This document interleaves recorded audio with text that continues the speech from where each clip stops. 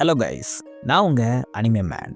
Naruto சீரீஸில் Itachi சாகவே இல்லைன்னா இந்த கதை எப்படி போயிருக்குங்கிற ஒரு வாட் இஃபை தான் இந்த வீடியோவில் பார்க்க போகிறோம். அதுக்கு முன்னாடி நம்ம சேனலுக்கு சப்ஸ்கிரைப் பண்ணிவிட்டு அப்படியே அந்த லைக் பட்டனை தட்டி விட்டுருங்க. ஃபுகாக்கு மிகாட்டோ உச்சியாக்க பிறந்த குழந்தை தான் இட்டாச்சி. இட்டாச்சிக்கு கொஞ்சம் விவரம் தெரிய ஆரம்பிக்கும்போது 3rd கிரேட் நிஞ்சா வார் நடந்துட்டு இருந்துச்சு. இதில் ஏகப்பட்ட டெத்தை இட்டாச்சி பார்க்க வேண்டியதாக இருந்துச்சு. ஒரு 4 வயசு பையன் எதெல்லாம் பார்க்கக்கூடாதோ அது எல்லாத்தையும் இட்டாச்சி அப்போது பார்த்தாரு. இப்படி அதிகப்படியான டெப்த் அண்ட் டிஸ்ட்ரக்ஷனை பார்த்த இட்டாச்சி அதனாலேயே ட்ராமடைஸ் ஆகியிருப்பார். இது அவரை பசிபிஸ்டாவும் மாற்றிருக்கும். அப்போது இட்டாச்சிக்கு இருந்தது எல்லாம் ஒரே யோசனை தான். ஸ்ட்ராங்காக இருக்கிறவங்க தான் ஒரு ஃபைட்டை ஸ்டாப் பண்ண முடியும். அப்போது நான் எல்லாரை விடவும் ஸ்ட்ராங்காக மாறி இந்த ஒட்டுமொத்த வயலன்ஸ்க்கும் ஒரு முற்றுப்புள்ளி வைப்பேன்னு ரொம்ப கஷ்டமான ட்ரைனிங் எல்லாம் அப்போவே எடுத்திருப்பார். இப்படியே ஒரு வருஷம் போயிடுது. ஒரு நாள் மிகாட்டோ அவங்களோட செகண்ட் பேபிக்கு பர்த்தை கொடுக்குறாங்க. இட்டாச்சி இப்போ ஒரு அண்ணனாக மாறிட்டாரு. அந்த டைமில் ஷிசுயின்னு சொல்லப்படுற ஒரு ஷினோபி இட்டாச்சியோட டேலண்ட்டை பார்த்து ஷாக் ஆகி அவருக்கு ட்ரைனிங் கொடுக்க ஸ்டார்ட் பண்ணுறான். கொஞ்ச நாள்லையே இட்டாச்சி அண்ட் ஷிசுயி பெஸ்ட் ஃப்ரெண்டாக மாறிடுறாங்க. எல்லாமே நல்லா போயிட்டு இருந்த அந்த டைமில் தான் 9 டெயில்ஸ் அட்டாக் நடக்குது. இட்டாச்சி அப்போ அவனோட தம்பியான சாஸ்கேவை பார்த்துட்டே இருந்தான். 4th ஹோகாகேவோட சாக்ரிஃபைஸால் 9 டெயில்ஸ் அட்டாக் வில்லேஜுக்கு எந்த ஒரு பாதிப்பும் ஏற்படுத்தலை. இது ஒரு பக்கம் இருக்க, உச்சியா கிளானுக்கும் வில்லேஜ் எல்டர்ஸ்க்கும் ஒரு பெரிய சீக்ரெட் வாரே நடந்துட்டு இருந்துச்சு. இந்த அட்டாக்கால உச்சியா கிளான் மெம்பர்ஸ் மேல அதிகப்படியான டவுட்ஸ் வில்லேஜ் எல்டர்ஸ்க்கு வருது. இதனால உச்சியா மெம்பர்ஸ் ரொம்ப அதிகமாகவே மானிட்டர் செய்யப்படுறாங்க. இட்டாச்சியோட 6 வயசுல நிஞ்சா அகாடமியில் ஜாயின் பண்றாரு. ஜாயின் பண்ண கொஞ்ச நாள்லயே ஹையஸ்ட் ஸ்கோரையும் எடுக்கிறாரு. இது ஒரு சப்ஜெக்ட்ல மட்டும் இல்லை, என்ன கிளாஸ் எடுத்தாலும் எல்லாத்துலேயும் இட்டாச்சி தான் டாப்பாக வராரு. எல்லா விஷயத்தையும் ரொம்ப சீக்கிரமாகவே லேர்னும் பண்ணுறாரு. ஒட்டுமொத்த டீச்சர்ஸும் இவரை ஒரு ப்ராடஜியாக பார்க்க ஸ்டார்ட் பண்ணுறாங்க. மற்ற ஸ்டூடெண்ட்ஸை விட ரொம்ப ஏர்லியாகவே இட்டாச்சி கிராஜுவேஷன் எக்ஸாமை எழுதுறாரு. அதில் நல்ல ஸ்கோர்ஸையும் எடுக்கிறாரு. இட்டாச்சி அப்போவே கெனிங் லெவல் டேலண்ட்டை பொசஸ் பண்ணுறதால இவரோட கிளாஸ்மேட்ஸ் இட்டாச்சியை ரொம்ப ஆச்சரியமாக பார்க்க ஸ்டார்ட் பண்ணுறாங்க. இட்டாச்சி ஒரு வழியாக கிராஜுவேட் ஆன அப்புறம் நிறைய ஷினோபி ஹிஸ்ட்ரியை படிக்கிறாரு. நிறைய விஷயத்த தெரிஞ்சுக்கிறாரு. அப்போதான் டான்சோ இட்டாச்சியை மீட் பண்ணுறாரு. இட்டாச்சி பீஸை விரும்புகிறத தெரிஞ்சுக்கிட்ட டான்சோ பிளட்ஷெட் மட்டும்தான் ஃபீஸை கொடுக்கும்னு அவரை மேனிப்புலேட் பண்ணுறாரு. அதுக்கப்புறம் இட்டாச்சி டீம் 2ல ஜாயின் பண்ணுறாரு. அவரோட ஸ்கில்ஸை டெவலப் பண்ணுறாரு. ஒரு கட்டத்தில் இவர் ஜூனியர் லெவல் ஸ்கில்ஸை பொசஸ் பண்ண கோனஹா எல்டர்ஸோட அட்டென்ஷன் இட்டாச்சி பக்கம் திரும்புது. இட்டாச்சியோட ஸ்கில்ஸ் அண்ட் நாலேஜை புரிஞ்சுக்கிட்ட ஃபுகாக்கோ கிளான் மீட்டிங்ஸ்க்கு இட்டாச்சியை அலோவ் பண்ணுறாரு. கிராஜுவேட் ஆகி ஒரு வருஷம் ஆன அப்புறம் இட்டாச்சி அவரோட நெஞ்சிட்சுவை மாஸ்டர் பண்ணுறாரு. டீம் 2 தொடர்ந்து நிறைய மிஷன்ஸை சக்ஸஸ்ஃபுல்லாக கம்ப்ளீட் பண்ணதால இவங்களுக்கு ரொம்ப பெரிய மிஷன் ஒன்று வருது. ஆமாம், லீஃப் வில்லேஜோட டைமியோவையே காட் பண்ணுற ஒரு மிஷனை இட்டாச்சிக்கு கொடுக்குறாங்க. இந்த மிஷனை டீம் 2 பண்ணிக்கிட்டே இருக்கும்போது ஒரு மாஸ்க் மேனால டைமியோவோட கான்வாய் அட்டாக் செய்யப்படுது. இட்டாச்சியோட ரைவலான டென்மாவை அவரோட கண்ணு முன்னாடியே அந்த மாஸ்க் மேன் கொள்றாரு. இதனால இட்டாச்சி ஷேரிங்கனை அவேக் பண்றாரு. அந்த ஏற்குள்ளேயே ஷேரிங்கனை மாஸ்டரும் பண்றாரு. 10 வயசுலயே இட்டாச்சி சூனின்னா மாறிடுறாரு. 11 வயசுல ஆன்போல ஜாயின் பண்றாரு. இட்டாச்சி ககாஷி அத்தாக்கேக்கு கீழே ஒர்க் பண்றாரு. ககாஷி கூட இருக்கும்பொழுது இட்டாச்சி ககாஷியோட ஷேரிங்கன் மேலே அதிக இன்ட்ரெஸ்ட்டை காட்டுறாரு. ஒரு நான் உச்சியா மெம்பர் ஷேரிங்கனை பொசஸ் பண்ணுறது மட்டும் இல்லாமல் ஒரு உச்சியாக்கு ஈக்குவலாக அந்த ஷேரிங்கனை ககாஷி யூஸ் பண்ணுறதை பார்த்து இட்டாச்சி ஷாக்கும் ஆகல. ஒரு கட்டத்தில் ககாஷியும் இட்டாச்சியும் ஒன்றா ஒர்க் பண்ணுறாங்க. இது வரைக்கும் இட்டாச்சியோட லைஃப்பில் பெரிய ட்ராஜடி எதுவுமே நடக்கலை. ஆனால் எப்போ இட்டாச்சி டான்சோவோட கண்ட்ரோலுக்கு போனாரோ அப்போ தான் எல்லாமே மாற ஆரம்பிச்சிது. ஒரு பக்கம் இட்டாச்சிக்கு டான்சோவால் சில தொல்லைகள் வர ஆரம்பிச்சுது. இன்னொரு பக்கம் இட்டாச்சியோட ஃபாதரான ஃபுகாக்கோ ஒரு பெரிய கலவரத்தை ஸ்டார்ட் பண்ண ரெடியாக இருந்தார். ஏன்னா டோபிராமா காலத்தில் இருந்து இருசன் காலம் வரைக்கும் உச்சியாஸை ஒரு டேஞ்சர்னு சொல்லிட்டு அவங்கள எப்பவுமே ஒதுக்கியே வச்சிருந்தான். உச்சியா கிளான் பீப்புள்ஸை கோனஹாவோட ஷினோபிஸா யாருமே பார்க்கறதே. சிம்பிளாக உச்சியாஸை வெறும் வெப்பனா மட்டும்தான் வில்லேஜ் கவுன்சில் பார்த்தாங்க. இதனால ஒரு பெரிய வார கோனஹாக்கு அகைன்ஸ்டா உச்சியா கிளான் பண்ண நினைச்சாங்க. ஒட்டுமொத்த கோனஹாவையும் உச்சியா கிளான் டேக் ஓவர் பண்ண நினைச்சாங்க. இட்டாச்சி டான்சோவோட ஆன்போல சேர்ந்தது ஃபுகாக்கோ ஒரு நல்ல விஷயமா பார்த்தாரு.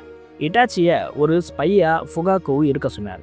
ஆனால் இட்டாச்சி டபுள் ஏஜென்ட்டாக மாறி உச்சியா மீட்டிங்ஸில் நடக்கிறத தேர்ட் ஒகாகே கிட்ட ரிப்போர்ட் பண்ணியிருப்பார். இப்படி இட்டாச்சி பண்ணதுக்கு ஒரு ரீசனும் இருக்கு. இட்டாச்சி ஒருவேளை உச்சியா கிளான் பக்கம் நின்னா அது இன்னொரு வாரை உருவாக்கும். ஆனால் வில்லேஜுக்கு சப்போர்ட் பண்ணால் வில்லேஜ் கவுன்சிலும் தேர்ட் ஒகாகேவும் ஒரு பீஸ்ஃபுல்லான டிசிஷனை எடுப்பாங்கன்னு அப்போ அவர் நம்பினார். இட்டாச்சி இந்த எல்லா விஷயத்தையும் ஷிசுயி கிட்ட சொல்லியிருப்பார். ஷிசுயிவும் அவரோட பவர்ஃபுல் கெஞ்சுட்சுவான கொட்டோராமட்சுகாமியை உச்சியா லீடர்ஸ் மேலே யூஸ் பண்ணலாம்னு நினச்சிட்டே இருப்பார். ஆனால் அதுக்குள்ளேயே டான்சோ ஷிசுயோட ஐயை திருடி இருப்பார். ஷிசுயி எப்படியோ அங்கேருந்து தப்பிச்சு வந்து இட்டாச்சி கிட்ட இந்த எல்லா விஷயத்தையும் சொல்லிட்டு அவரோட இன்னொரு ஐயையும் கொடுத்துட்டு வில்லேஜை எப்படியாச்சு காப்பாத்துன்னு சொல்லிட்டு இறந்துருப்பாரு. அப்போதான் இட்டாச்சி அவரோட மங்கெக்யூ ஷாரிங்கனை அவாய்ட் பண்ணி இருப்பார். இந்த சம்பவத்துக்கு அப்புறம் கூட இட்டாச்சி இருசன் கிட்ட உச்சியா கிளான் மீட்டிங்ஸ் பற்றி ரிப்போர்ட் பண்ணிக்கிட்டே தான் இருந்தார். ஒரு ஸ்டேஜில் உச்சியா கிளான் மெம்பர்ஸ்க்கே இட்டாச்சி மேலே டவுட் வர ஸ்டார்ட் ஆகுது. ஃபுகாக்குவும் இட்டாச்சி உச்சியா கிளானை பெட்ரே பண்ண போகிறத புரிஞ்சுக்கிட்டே இருந்திருப்பார். இருசன் உச்சியா கிளான் கூட இப்போவும் ஒரு பீஸ் ட்ரீட்டி மீட்டிங்கை அரேஞ்ச் பண்ண சொல்லியிருப்பார். ஆனால் டான்சோ இதுக்கு மேலே உச்சியாஸ் நம்ம சொல்கிற பேச்சை கேட்க மாட்டாங்க, அதனால் அவங்கள வைப் அவுட் பண்ணுறது தான் ஒரே வழின்னு இருசனை கன்வின்ஸ் பண்ணி இருப்பார். அதுக்கப்புறம் இட்டாச்சி கிட்ட பேசின டான்சோ ஒட்டுமொத்த உச்சியா கிளானையும் இட்டாச்சியோட கையாலேயே வைப் அவுட் பண்ண சொல்லியிருப்பார். ஆனால் சாஸ்கேவை மட்டும் உயிரோடு விடுறதுக்கு ஒத்துக்கிட்டே இருந்திருப்பார். இட்டாச்சியும் இதை அக்செப்ட் பண்ணியிருப்பார். இட்டாச்சி இதை ஏன் அக்செப்ட் பண்ணாரு, உச்சியா கூட சேர்ந்து ஃபைட் பண்ணியிருந்தா டான்சோவை கொண்டு இருக்கலாமேன்னு இப்போ நீங்கள் கேட்கலாம். ஆனால் இட்டாச்சி நாவலில் இதை வேற மாதிரி சொல்லியிருப்பாங்க. அதாவது டான்சோ ஒட்டுமொத்த உச்சியா கிளானையும் அவரோட ரூட் மெம்பர்ஸை வச்சு சரௌண்ட் பண்ணி இருப்பார். இதை தாண்டி அபுராமி கிளான் மெம்பர்ஸோட பாய்சன் பக்ஸை உச்சியா காம்பவுண்ட்குள்ளே விட்டுருப்பார். ஒருவேளை இட்டாச்சி இதை அக்செப்ட் பண்ணலன்னா டான்சோ இதை யூஸ் பண்ணி பாதி கிளானை கொண்டுடுவார். டான்சோ அபுராமி கிளான் மெம்பர்ஸ் பக்கை யூஸ் பண்ணி சாஸ்கேவையும் கொண்டுடுவார். இதனால வேற வழியே இல்லைன்னு தான் இட்டாச்சி இதை அக்செப்ட் பண்ணி இருப்பார். கடைசியா அவரோட ஒட்டுமொத்த கிளானையும் வைப் அவுட் பண்ணி இருப்பார். அஃப்கோர்ஸ் இதில் ஒபிட்டோட பங்கும் இருக்குன்னு தெரியும். ஆனால் நம்ம ஸ்பெஷலாக இதில் இட்டாச்சியை பற்றி மட்டும் பார்க்குறதால அவரை பெருசாக மென்ஷன் பண்ணாமல் விடுறேன். இப்படி இட்டாச்சி ஒட்டுமொத்த கிளானையும் காலி பண்ணிட்டு சாஸ்கேக்கு இட்டாச்சி ஒரு பெரிய மான்ஸ்டருங்கிற இமேஜை கிரியேட் பண்ணிட்டு போயிருப்பார். அதுக்கப்புறம் டான்சோவை இட்டாச்சி மீட் பண்ணி வார்ன் பண்ணியிருப்பார். ஒருவேளை சாஸ்கேக்கு ஏதாச்சும் ஆச்சுன்னா லீஃப் வில்லேஜோட சீக்ரெட்ஸை மற்ற நேஷன்ஸ்க்கு வித்துருவேன்னு பிளாக்மெயிலும் பண்ணியிருப்பார். இதனால் டான்சோ சாஸ்கேவை எதுவும் பண்ணியிருக்க மாட்டார். இதுக்கப்புறம் அகாட்சுகியில் ஜாயின் பண்ண இட்டாச்சி அகாட்சுகி பற்றின இன்டர்ல லீஃப் வில்லேஜுக்கு கொடுத்துருப்பார். இட்டாச்சி லீஃப் வில்லேஜுக்கு த்ரெட்டாக இருந்த இந்த அகாட்சுகியை டெஸ்ட்ராய் பண்ணணும்னு நினச்சிட்டு இருப்பார். ஆனால் ஒபிட்டோவோட சீக்ரெட்ஸ்னால இட்டாச்சியால் இதை செய்ய முடியாமலே போயிருக்கும். ஒரு ஸ்டேஜில் அவர் ஆசைப்பட்ட மாதிரியே சாஸ்கேவோட கையாலேயே இட்டாச்சி இறந்து போயிருப்பார். ஒருவேளை இட்டாச்சி இங்கே சாகலைன்னா என்ன ஆகியிருக்கும்னு பார்ப்போம். சாஸ்கே இட்டாச்சியை கொல்ல வரும்போது இட்டாச்சி சின்ன வயசில் காட்டின அன்பு பாசத்தை நினச்சி அவரை கொல்லாமல் விட்டுட்டாருன்னு வச்சுப்போம். அடுத்து என்ன ஆகும்? சாஸ்கே உச்சியா மேசக்கர் பற்றி ஒரு கட்டத்தில் தெரிஞ்சுக்கிட்டு இருப்பார். ஆனால் ஒபிட்டோ சொல்லும்பொழுது சாஸ்கே அனுபவித்த பெயினுங்கிறது அப்போது இருக்காது. சாஸ்கேக்கு ஒரு ரெக்ரெட்ஸுங்கிறது கண்டிப்பாக இருந்தாலும் அவர் இவ்வளோ பெயினை ஃபேஸ் பண்ணியிருக்க மாட்டார். முக்கியமாக சாஸ்கேவோட டார்க்னஸ் பாத் நடந்தே இருக்காது. இட்டாச்சியோட கைடன்ஸுங்கிறது சாஸ்கேக்கு கிடைக்கும். நருட்டோ சீரீஸில் சாஸ்கேவை பவர்ஃபுல்லாக மாற்றினதில் இந்த டார்க்னஸ் பாத்துக்கு அதிக முக்கியத்துவம் இருக்குது. பட் இங்கே அப்படி நடக்காமல் இட்டாச்சியோட கைடன்ஸால் மட்டுமே சாஸ்கே பவர்ஃபுல்லாக மாறி இருப்பார். உச்சியா பிரதர்ஸ் ஒன்று சேர்ந்து ரிவெஞ்ச் ஸ்டோரியை கண்டினியூ பண்ணாமல் அவங்களுடைய கிளானுக்கான அவெஞ்ச் எடுப்பாங்க. இவங்க இப்படி ஒன்று சேரும்பொழுது முதல் அடியே அகாட்சுகிக்கு தான் விழும். ஏன்னா இட்டாச்சி ஸ்பையாக இருந்து அகாட்சுகி ஃபேக்ஷனை நல்லா நோட் பண்ணியிருப்பார். யாருக்கு என்ன வீக்னஸ், எப்படி இவங்களை காலி பண்ணணுங்கிற மொத்த டீட்டெயில்ஸும் இட்டாச்சிக்கு தெரிஞ்சிருக்கும். இதை இவர் கொஞ்சம் கொஞ்சமாக ரிவீல் பண்ண ஸ்டார்ட் பண்ணுவார். ஒபிட்டோவோட பல மேனிப்புலேஷனை இட்டாச்சி தடுத்திருப்பார். அடுத்து ஒருவேளை இட்டாச்சி உயிரோடு இருந்திருந்தா இந்த பெயினோட இன்வேஷனுங்கிறதே நடந்திருக்குமாங்கிறது டவுட்டு தான். ஏன்னா அது வரைக்கும் இவங்க ஸ்ட்ரெயிட்டாக லீஃப் வில்லேஜுக்குள்ளே போகாமல் இருந்ததுக்கு ரீசனே இட்டாச்சியோட ப்ரெசன்ஸ் தான். ஒருவேளை அதையும் மீறி பெயின் வில்லேஜுக்குள்ளே வந்தால் என்ன ஆகும்? அன்னைக்கே இட்டாச்சி அகாட்சுகியை பெட்ரே பண்ணிட்டு லீஃப் வில்லேஜ் பக்கம் நின்று இருப்பாரு.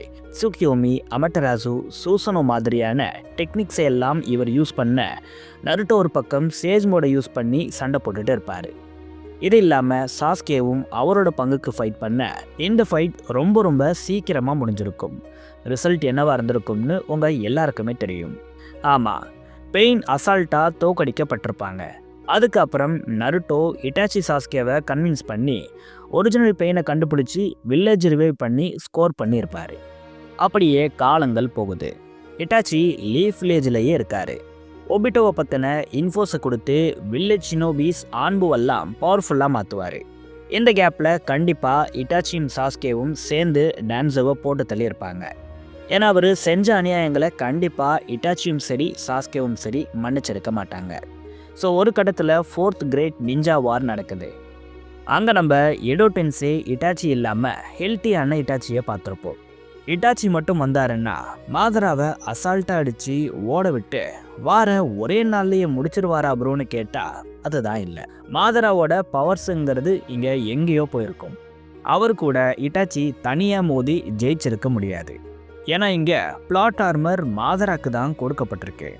இது யார்கிட்ட இருக்கோ அவங்க தான் கெத்தாக இருப்பாங்க. அந்த வகையில் இட்டாச்சி மற்ற ஷினோபிஸ் மாதிரி மாதரா கூட ஃபைட் பண்ணியிருப்பார். பட் கபுட்டோவோட ரீஅனிமேஷன் மாதிரியான ஜுட்ஸுஸை இவர் ஸ்டாப் பண்ணிடுவார். ஒரு வேளை இட்டாச்சிக்கு மாதராவை கபுட்டோ கொண்டு வர போகிறது முன்னாடியே தெரிஞ்சிருந்தா அந்த விஷயத்த நடக்காமல் வேணா பண்ணுவார். அதுக்கான கெப்பாசிட்டி இட்டாச்சிக்கு இருக்குது. இப்படி மாதராவோட அரைவலை தடுத்தா வார இவங்க ஈஸியாகவே வின் பண்ணியிருக்கலாம். இது மட்டும் இல்லாமல் வாரில் டாக்டிக்கலில் ஆலைட் ஷினோபி ஃபோர்ஸ் கொஞ்சம் வீக்காக தான் இருந்திருப்பாங்க. அதை இட்டாச்சி சரி பண்ணியிருப்பார். இன்டெலிஜென்ட்டான நிறைய பிளான்ஸை போட்டு இந்த வாரில் கபுட்டோ ஒபிட்டோக்கே இட்டாச்சி ஷாக்கை கொடுத்துருப்பாரு.